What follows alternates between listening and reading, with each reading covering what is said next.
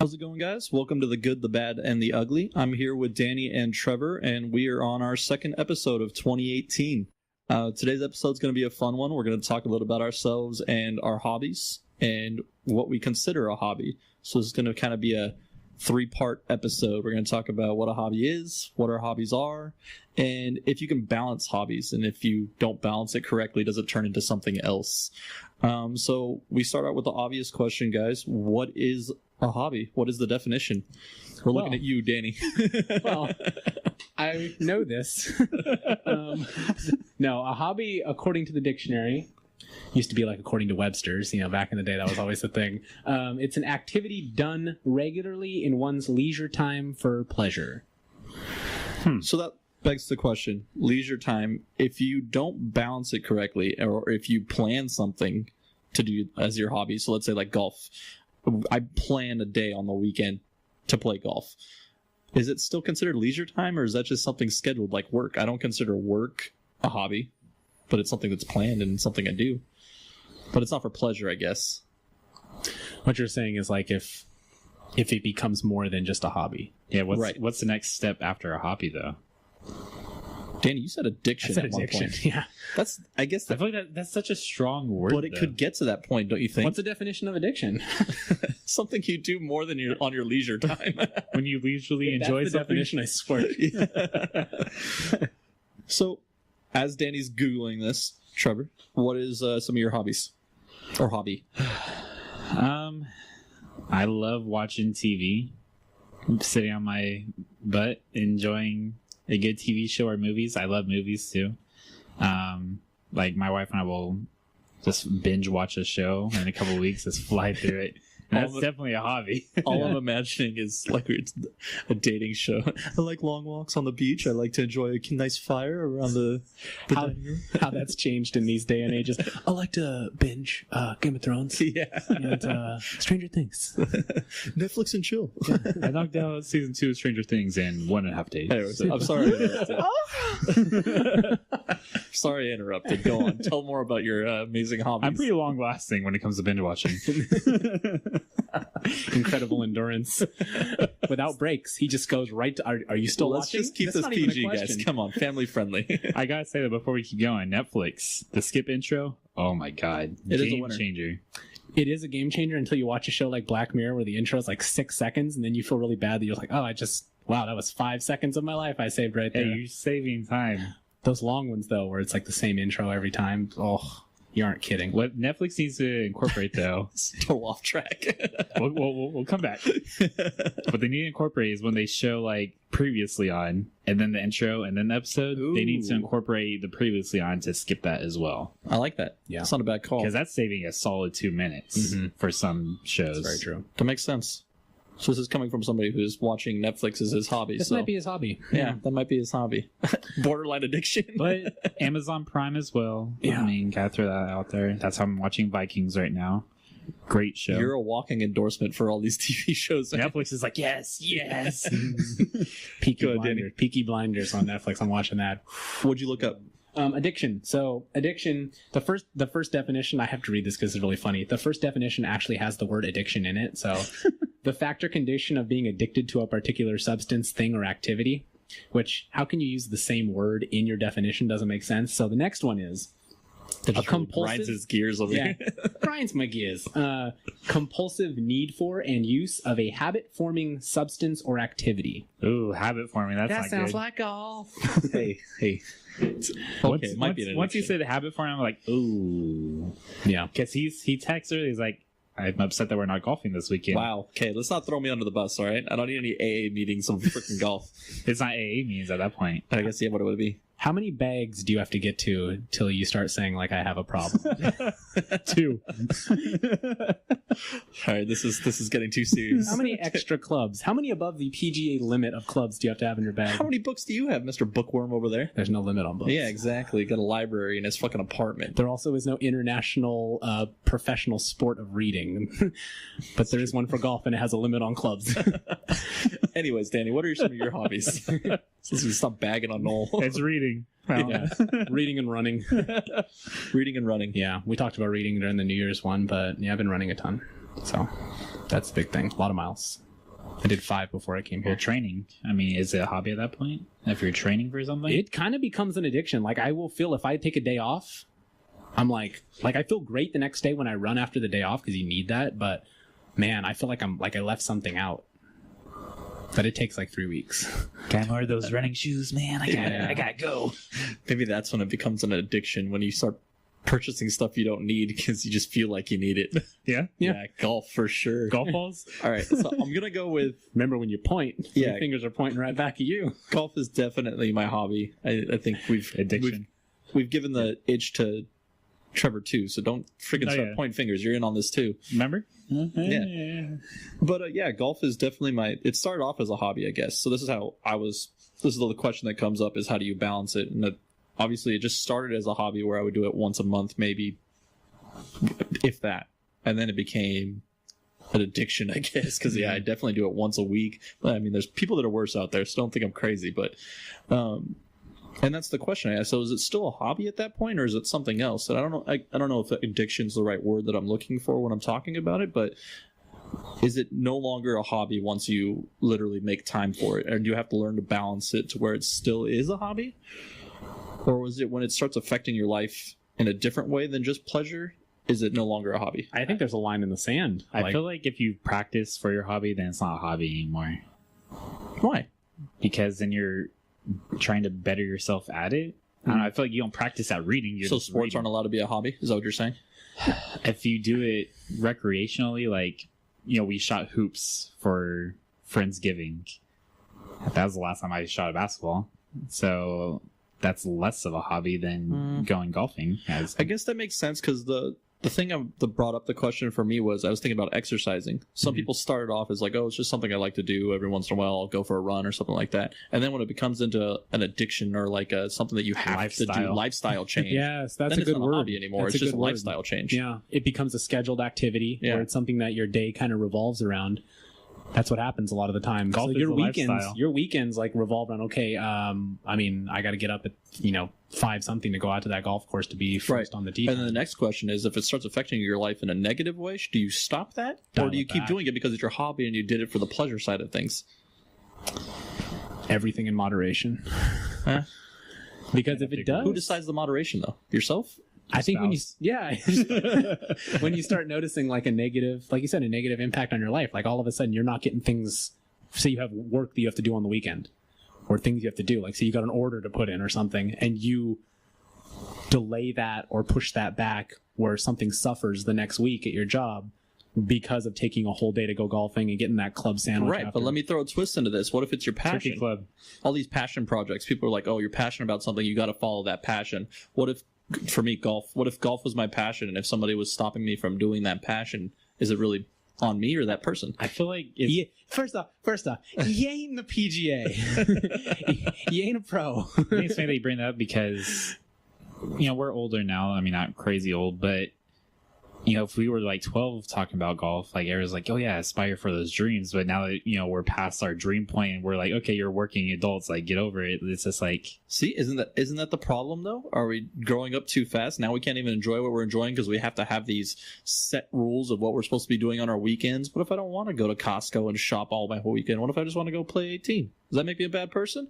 I don't think so. Why not But both? apparently it's an addiction. But as long as if you do need to go to Costco and get shopping done, you find time for that too, because you have to find time for the things you need to do. it's like taking out your Christmas lights. Hence, balance. Yep.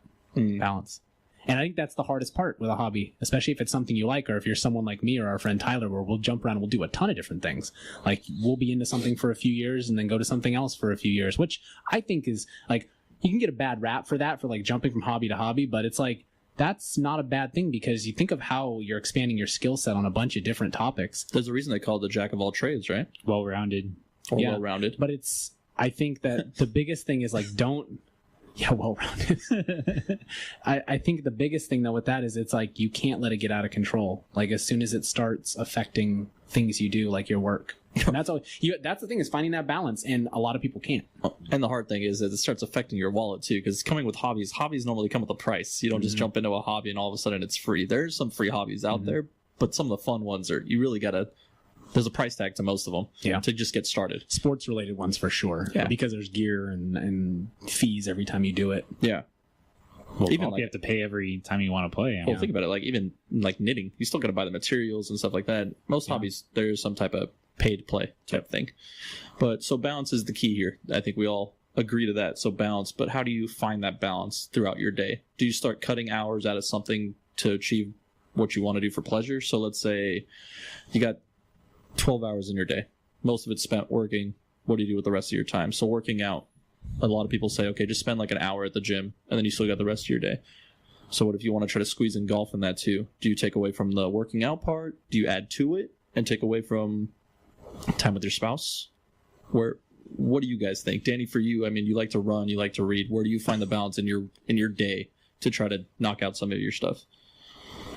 Well, I'm kind of lucky because I get off at 3:30 most of the time. If I have a normal day, 3:34, and then Jackie doesn't get off till 6. So I have that, like, there's times when I want to go home and just chill, do nothing, or just go run errands for myself, whatever. But I know that it's easiest if I go knock out any kind of things that I want to do for myself between 4 and 6, because then I have no distractions, nothing that's going to interfere.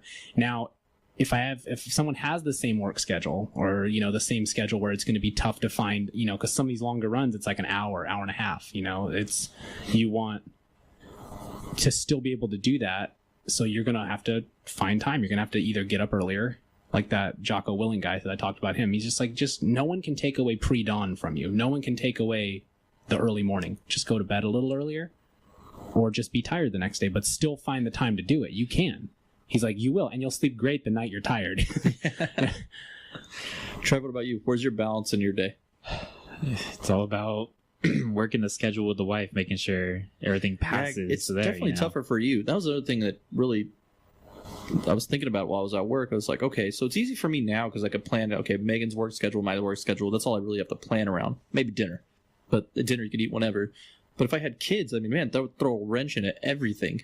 Like, you really got to plan for 2 other people that need pretty much 90% of your attention for the most part. Well, you argue 100. 100, yeah, and potentially. Kids are a variable because things never go according to plan Exactly. with kids. So for somebody like you or other people that are listening, where's your balance? Is just whatever the wife says you got free time, you go use it as your advantage, or what? Well, it depends on what I want to do. It's like, do I want to spend time with the kids tonight? Do I not want to spend time with the kids tonight? I mean, it's a night where I'm just like, okay, guys, go to bed so I can focus on other things. Which is never. He always wants to be with family. Jeez. But yeah, that's another question too. Parents are going to want, if they're good parents, they're going to spend time with their kids. I mean, that's a huge thing. You can't just ignore your kid and go after your hobbies. Like, your kids kind of technically become one of your hobbies, is to spend time and enjoy time with a being you created. It's higher than a hobby. It's a job. Yeah. I mean, you're raising another adult. I mean, you don't want that kid to be killing people later on in life, right? We have spoke about this, though. I feel like that this is a recurring theme. Throwback. Well-rounded. Yeah. Well-rounded. Yeah, definitely a throwback. So we've come to the conclusion that when you're a kid, hobbies are good to have because people want you to pursue them. Well, aspire your dream. Aspiring your dreams. Yeah, if a kid says, I want to be a professional baseball player, it's like, yeah, strive for that. Because it is achievable. You have really, as a kid, you don't have limits. Mm-hmm. You really don't, because you're such a moldable shape of clay, unless you have like obvious physical limits. Like, if you're 5 foot, you're not going to be in the NBA. It's just not going to happen. But you might be that first person in the NBA if you can jump. Look at Spud Webb, 5'4", 5'5", like... Never again. Never again. My question is when do you stop pursuing those hobbies? Do you ever stop, or do you just wait your turn? When did in society to become okay for you to just not pursue any hobbies or to do anything? I don't think it's healthy to stop pursuing hobbies. I think you should always have things you enjoy doing, like passions, like you said. I think that's so important. It's gone in today's day and age. People don't have passions anymore. That's why when you see... Yeah, what if you can't? Or it affects you negatively to where you're not allowed to. Let's say your spouse doesn't want you to have those times. Do you pick your spouse over your hobbies? Or do you find a spouse that is okay with your hobbies? And hobbies can be picked up at any time. It's not like Trevor decided he wanted to golf before he met Iris. It happened while he was with Iris. Yeah. So if he really wanted to pursue golf, what does he do? That is the question. Well, I think the way you can handle that is you have your hobby and it's something you really want to do. So let's use golf as an example. if you want to golf, then you're going to have to find some way to balance the scale the other way. You might have to say, hey, you know what? This is something I really want to do. And if I can take 4 or 5 hours out of my day, because that's pretty much what it takes with travel for golf, is 5 hours. I'm going to take this out of my day. But when I get back, hey, you know what? I'll make the Costco run. I'll make the shopping trip run. I'll take something off your plate because you're going to have to watch the kids while I'm gone. Most definitely. So you got to find that give and take. And I think that if you have a good relationship, I think that's extremely important. Right. And that works with everything, obviously, not just golf. I mean, anything like if you're going to the gym, obviously you're going to say, okay, these 2 hours, I'm going to be gone. I'm going to be working out. My longest runs are on the weekend. That's when I set it up because I know on a Saturday or a Sunday, I'm going to have the whole day if I want to do like a 7 or 8 mile run. Well, Jackie's just going to sit there for an hour and a half or, go do something on her own for an hour and a half. But she knows that and she's fine with that. She's like, go do it because she knows it's bettering yourself. And I think that most people will recognize that a hobby is good for you. Right. My big thing is definitely don't push aside hobbies just because you feel like you have too much on your plate. I think hobbies are something very important. I think it's something you need to have something to get your mind off of your everyday, your job, just all the stress and everything, or even kids. I mean, it can be a handful. And I'm sure with Iris, big thing for her life change, Trevor's wife, was fitness for her. Mm-hmm. That's her getting away, which is great. It's health. Not only is it healthy, I mean, she gets to de-stress from working out and stuff like that. And for us, or for me, golf is that for me, as stressful as a stupid game it is. Yeah, even when you were only playing like once every 6 weeks, you were like, oh, this is my happy place. You would always tell me that, it's my happy place. Yeah, it's fantastic. It's just something I needed to do. And but the whole time he's out there, he's just cursing. Yeah, definitely. But here's the next question. If you don't have a hobby, how do you find a hobby? Throw yourself out there. I mean, try something new. If you're not trying to find something new and fun and exciting, you just kind of become stagnant, going to work, coming home, eating dinner, going to bed. I mean, right, you're becoming almost a robot at that point. Yeah, you're in a rut. I mean, you're not living life to the fullest. I mean, there's so much out there to do. I mean, people say always you got to spice up your relationship. You got to spice up your relationship with yourself. Mm-hmm. If you're not putting yourself out there and doing something different or doing something you enjoy, I mean, you're basically a dead relationship at that point. Love yourself first, right? Exactly. Yeah, because like we always say this, like when it comes to politics and things, like we're always, like America, for example, is always helping out other countries when we have so many problems in our own inner cities. Why can't we fix what we have first, and then we'll be able to help everyone else tenfold? That sort of thing. So it's like you said, if you don't truly love yourself and you don't truly take care of yourself and make yourself a better person, how are you going to be expected to help make other people feel better or good about themselves? So as far as finding hobbies, obviously you can just Google online. Anybody Googles things. You can look up lists of friends are a good way to find hobbies, find out what they're interested in, jump in on that.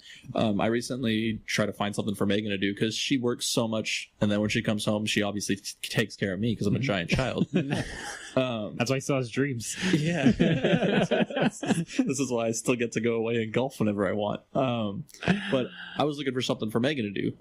Once a week, obviously, we go bowling on Thursdays. That's like our thing we do together. Our couple hobby, something we do together. We go out, we go bowling with a group of people.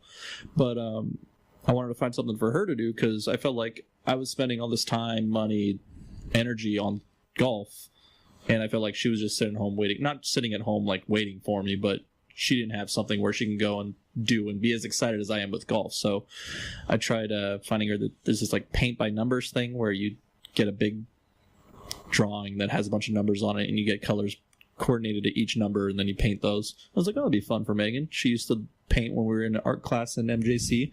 This is perfect. Hasn't touched it because she's so damn busy. Yeah. So balance is the one thing that I really want to talk with her about and seeing like how we can balance time for her to have her me time and not it be me time, us time, me time, her. Right. If that makes sense. Mm-hmm. I was flipping through things before the podcast, and I found this article that got written a few days ago, kind of around like the New Year's resolution time, and it was like all about finding hobbies. And there was a study that shows that this idea of self-complexity that people have, where they get so zoned into work, or they get so zoned into family, or like even if you're like a stay-at-home mom, you get so zoned into the kids, where you don't find time to have more than one facet of yourself. And that's what I think hobbies are a big thing for. So like I have a facet of myself where, I read, or a facet of myself where I exercise, a facet of myself at work, a facet of myself with my friends, relationship, all these different things. If people just have one facet of themselves, they dive into work and they're 12 hours a day and they're concentrating so much on work, that becomes their identity. Right. And if they have a down day at work, say they have a horrible day where they screw up, they get written up, it impacts them so much harder than if they have this self-complexity where they're spread out over all these different parts of themselves, because your hobbies essentially become a part of you. You would say golf is a part of you. Yeah, definitely. Yeah. That's huge. I didn't really. That's a cool. We'll put that article on the Facebook page because it was really interesting. It's called "Why Hobbies Make You Happy." That's a good way to look at it, because I never really thought about that. Because I mean, you spend 75% of your life at work from a certain age, and sleeping too. And so I mean, what you do outside of work is so important to who you are. And if you're really not doing much, but I mean, there's people that they don't have hobbies because family is their hobby. Mm-hmm. Like you said, kids could potentially be a hobby. If you really enjoy that and that's your passion and you enjoy your family time and your kids, that's not a bad thing. Maybe you do different things with the kids. Exactly. Like, one kid likes to play Legos, so maybe you might become a super, Millennium Falcon Lego builder just because of one of your kids, Talk about money. Yeah. Legos, my gosh. Just buy all the bricks and make it themselves without instructions. But the colors are wrong. And I'm sure those people that take their hobbies and push them onto their kids and say, okay, this is what I didn't get a chance to do, but I want to push you into doing it since you're my offspring. I want you to try it. You have your whole life to figure it out. Yeah, that's a huge thing too, is like if parents want to force hobbies on their kids or things on their kids, if you can definitely have your kid try a hobby, but don't make them do something they don't want to do. I mean, that's the thing. But kids, here's the thing too. There's a double-edged sword on that. Kids are always going to fight back. They're going to go through that stage of like, I don't want to do this right now. Yep. You have to discern what is actual pushback and what is just a kid being a kid. Trevor, did you ever, when you were playing baseball, was there a point where you're just like, I don't want to do this? I actually stopped playing baseball for a year. And I told my dad, I was like, I don't want to play baseball this year. And he's just like, all right. He didn't care. He's just like, hey, I could never tell if it was like him really wanting you to play baseball or if it was you really wanting to play baseball. Well, they obviously signed me up before I had any like real choice. I mean, at T-ball. Disgusting. I'm just kidding. How dare they assign that to you? In today's day and age, they'd be in jail now for that. I mean, way to put you in a box. So, I played from about 5 to 9, then I took 10 off, and then I told my dad, I was like, hey, I want to play baseball again. And so after that point, it was definitely my choice because I told him, I was like, hey, like, this is what I want to do. And that's where I focused all my sports attention, at least league official was at baseball, and play football and basketball and everything just on the street. So did you ever get pushed into anything hobby wise or sport? Not really. I mean, I enjoyed playing music. My mom had me learn violin since I was 4, so we actually I think all of us had music lessons. But I played, like in the youth orchestras and gave performances and stuff. And like, I did not like the practice aspect of it, but it's really good for character building when your mom's like, no, you need to practice for 45 minutes or you need to practice for an hour. You're not going to get any better. My thing was always like, if I'm going to get in front of people, I'm not going to make a fool of myself, so I better practice. But I didn't enjoy that aspect of it.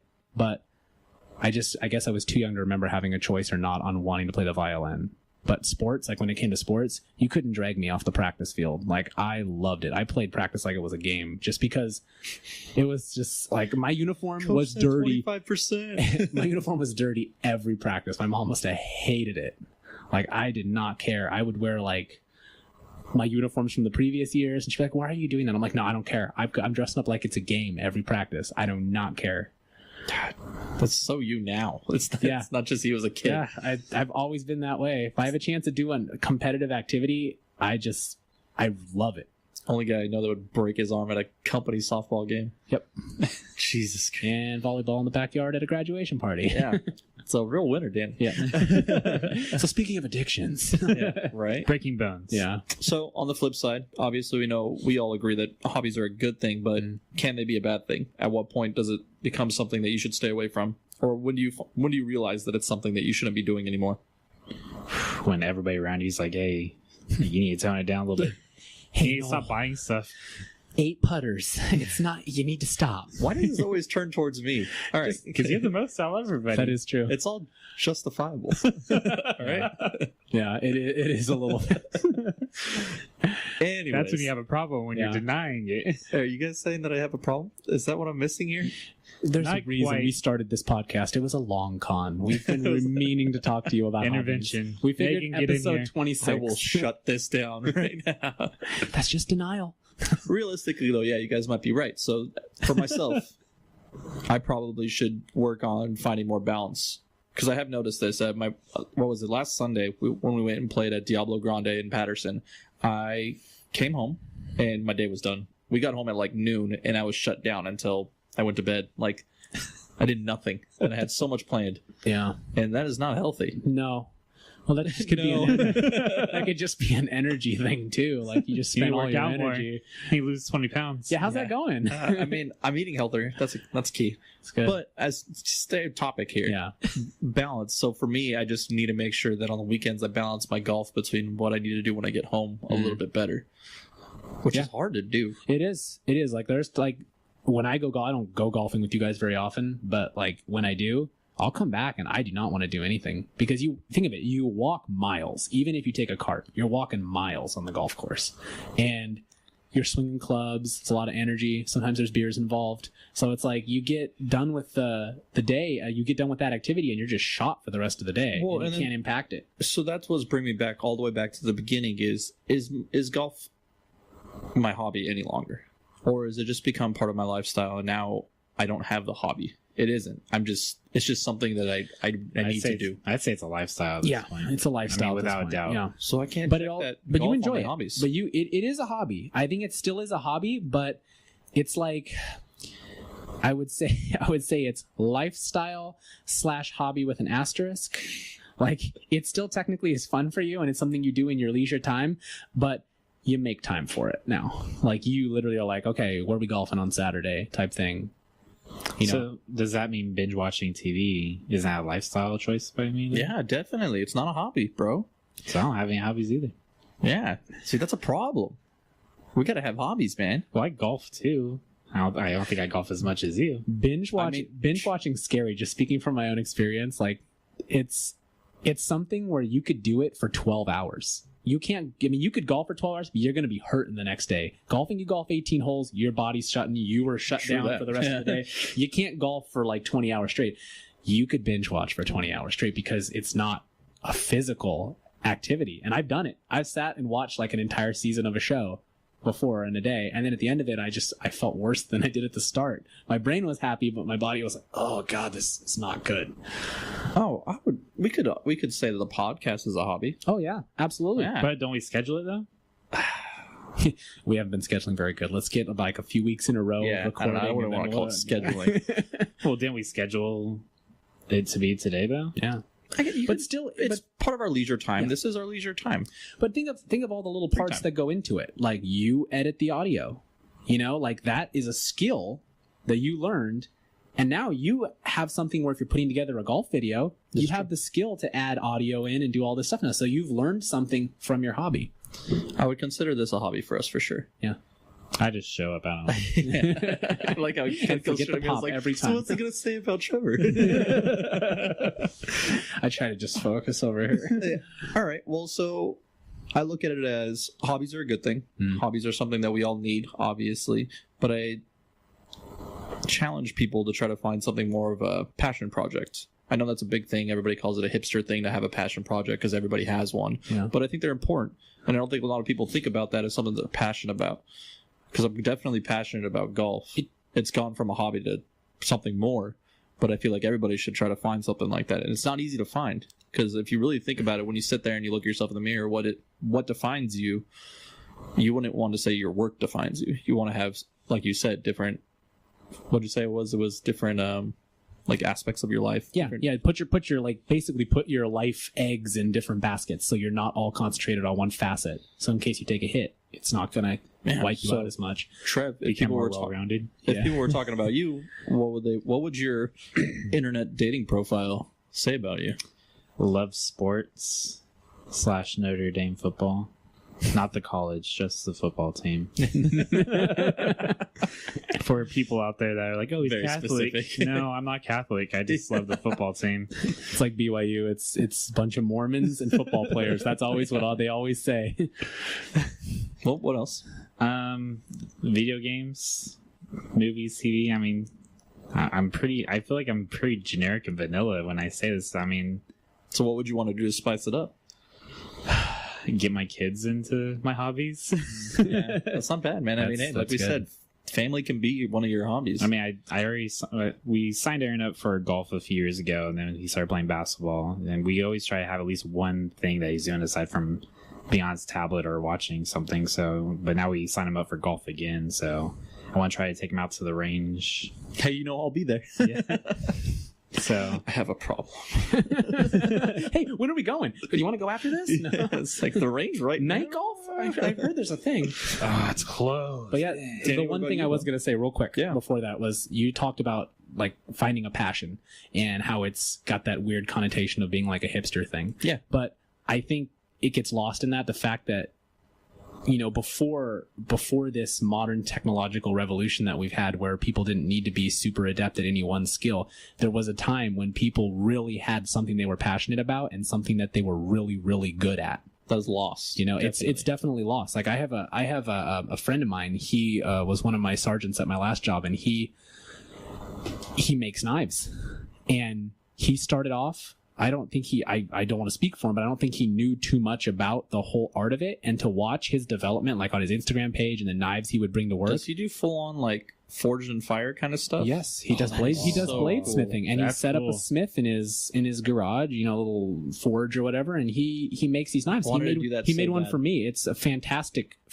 piece, but he'll make So just the cool. most incredible knives. And to watch how his hobby turned into his passion, and now it's something that he does it to de-stress, the same way you do for golf, the same way I do for running or reading, and same thing he does with binge watching and golf. But I feel like I'm leaving Trevor out of this podcast. I'm using Noel as my example the whole Same time. thing you do when you're sitting on your butt doing nothing. Hey, it's my words. But so. it's neat, like, to watch that. Like, that was something that, you know, someone was really good at years and years ago, you know, or a lot of people will do that. There's a cool website called, it's called I think it's Man-Made DIY, and it's this guy Not good. who does all this crazy Sexist. stuff. Like, it's all just random stuff where he makes like woodworking type things, and he like will, you know, have different people come on and show things they made or things they did, and like have cool, like they have the cool garages. You know how the people with the cool hobbies have those garages that are set up exclusively for that hobby. Like a golf garage would be like all outfitted with like a little, you know, putting ball return and like all those different things. My favorite ones are, just to throw out there, since you said golf, since I'm addicted.